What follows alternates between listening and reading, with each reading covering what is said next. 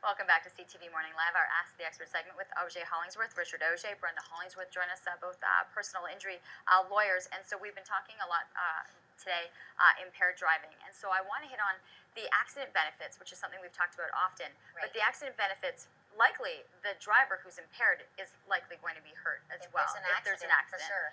All right, so what happens there? Yeah, so if you are an impaired driver and you are in an accident, these are supposed to be no-fault benefits, and they almost always are, unless you're impaired driving. And one of the things that you lose then is the income replacement benefit.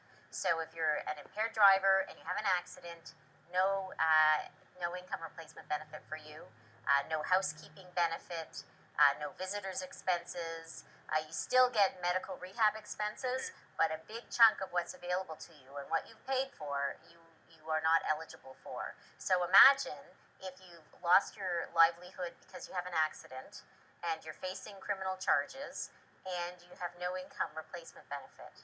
That is a very serious problem for someone who's had an accident from impaired driving. Absolutely. Yeah, so that alone should be an incentive, right? Like, you're on your own, basically. It's sending a message. Yeah, it you is are on your own. Are people often surprised, or is that the harsh reality that they face when... Yeah, people are surprised. I mean, as Rich has been saying, people, there's the falling down drunks, but most of the time that's not what we're dealing with. We're dealing with people who've exercised poor judgment, and they are not aware of the full consequences. You know, they may be aware you get a criminal record, but they think either that's not going to affect me or I'm not going to be charged. People just don't know.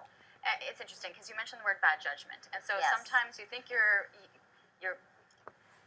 doing what is just a normal activity, and you're not thinking about it. And we're seeing a lot of people, if they're with their kids, or they're at a social event, or they're waiting at a hockey game, and it's something that we've seen, little tailgating. This is a big no-no. Yeah, essentially. Tailgating, and I hate to be a killjoy, but tailgating is terrible. If you're in the parking lot at an arena waiting for your kid to get out of the dressing room after a game and you have 2 beers, the chance of you not blowing over is pretty low, right? Yeah, I mean, unless your body hasn't processed the alcohol yet, but you know, that is very, very common. We go to a lot of rinks, and there's the guys who just finished playing, the adults who played before the kids, and they're in the parking lot having beer. You know, they used to have it in the locker room. That's not allowed. So they've moved it to the parking lot. They've got the back of somebody's car open with a big cooler. And I'm shocked by that in this day and age.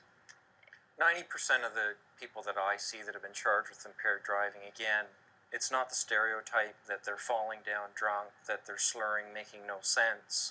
It's the people that are just over the limit. People that, you know, for example, sitting in the driver's seat thought they would sleep it off and then be okay to drive. Even though the car wasn't running, you can still be found guilty of impaired driving. People think, oh, I wasn't driving. All you have to be doing is sitting in the driver's seat. That's a presumption of being driven under the criminal code. And you can be found guilty again. You're trying to make the right decision by not driving behind the wheel, but you are behind the wheel, and you're caught by the law that you're technically fit within impaired driving, even though you weren't actually driving. This is some really interesting information, and something I think that's critical, especially as we're heading into this time of year. So I know a lot of people may have some questions. Best way is to contact them directly. So there's their email, info@ottawalawfirm.ca. The phone number is listed there on your screen, www.ottawalawfirm.ca. And of course, they have the 2 addresses, the 2 offices, one at 1443 Woodruff Avenue, the other 304 O'Connor Street. Always a pleasure, and thank you so much for this valuable information.